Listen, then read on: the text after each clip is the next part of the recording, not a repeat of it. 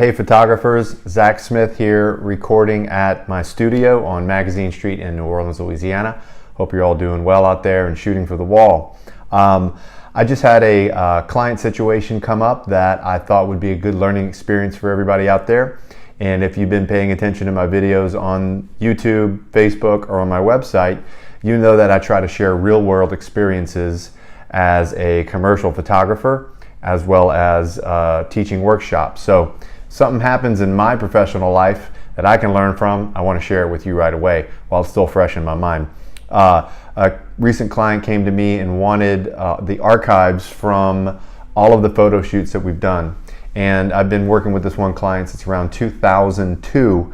So it's 2019 now. Yeah, it's around 16, 17 years of images that could be anywhere. So to be honest, before I started my current backup and saving workflow through Lightroom and Carbon Copy Cloner, I really didn't have a good plan. I had a bunch of folders everywhere on drives that were labeled stuff like this, Zach Studio. Now, this is great if I'm currently working from it, but 10 years goes by and what's on Zach Studio? I have no idea.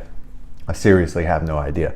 So right here, if you can look at this, this pizza pie of drives right here, I just recently went to my storage unit to get all of my drives out so we could research and find those drives for the client. And right now I currently have a backup system of backing up and keeping on hand the last 3 years of raw files and exports. Everything before that I store off-site and in the cloud. What you're seeing here is what I have off-site right now in a watertight, bomb-tight, light-tight security center in New Orleans. And I went and got that, and as I'm leaving with my gym bag that weighed about 100 pounds, I felt like I was robbing the bank. It was pretty awesome. People were looking at me. I had my shades on. I didn't have my shades on, but you know what I mean. In my mind, I did.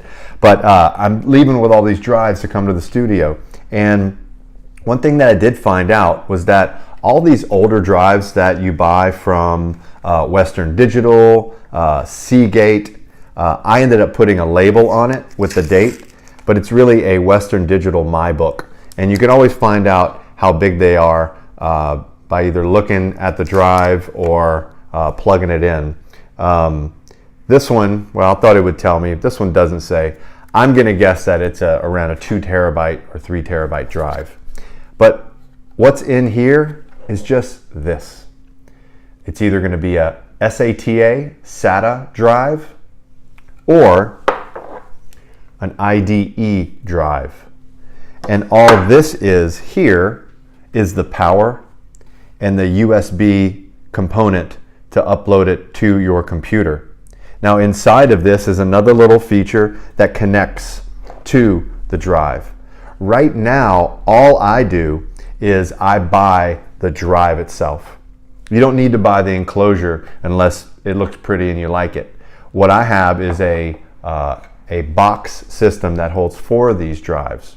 So what happens when you have all these hard drive enclosures and you want to get the drive out? Well, you can easily pop open the enclosure and with a small Phillips screwdriver, unscrew the little screws. A lot of these are little Allen wrench screws, but a lot of them are Phillips.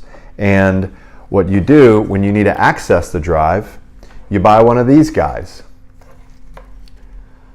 So this is a USB 3.0 to IDE SATA adapter. Take a look at that. What this does is on one end plugs into USB on your computer. The other end plugs into the SATA or IDE portion of your drive and plugs into a power source. So you can access the drives one by one or put them in a larger enclosure that holds 4, 8, or even more drives and have just one USB out to your computer.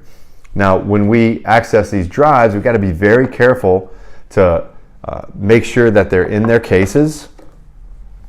This is an example of a case. This is a Orico 3.5-inch HDD protection box. It's got a little bit of padding right here, and it holds each drive. The good thing about this is that we can label what's on the drive. We can put the year, we can put the location, and maybe if there's one type of job that's on it or one client, put the client.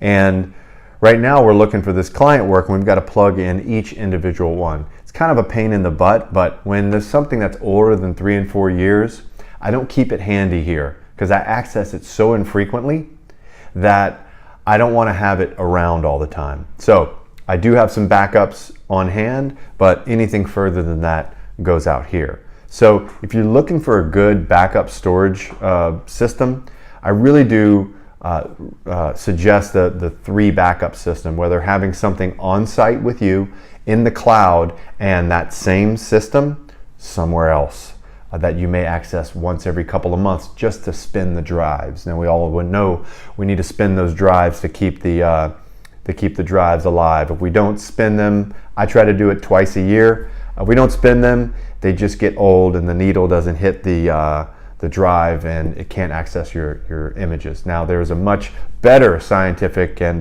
technical explanation for that. You're not going to find it here. So I try to make things really easy for you. So spin your drives, all right? So while we're getting all this client work, why not go through the drives and find out if there's something else that I can use? So I shoot a lot of festivals and music and people. Why not pull out a few things that I might need for my stock portfolio? So it's a good resolution 2019 winter, spring cleaning kind of thing to do. And we're going to do that here today. And I hope you enjoyed this little glimpse into drives, enclosures, and USB 3, IDE, and SATA drive connectors. You can get all of this stuff on Amazon.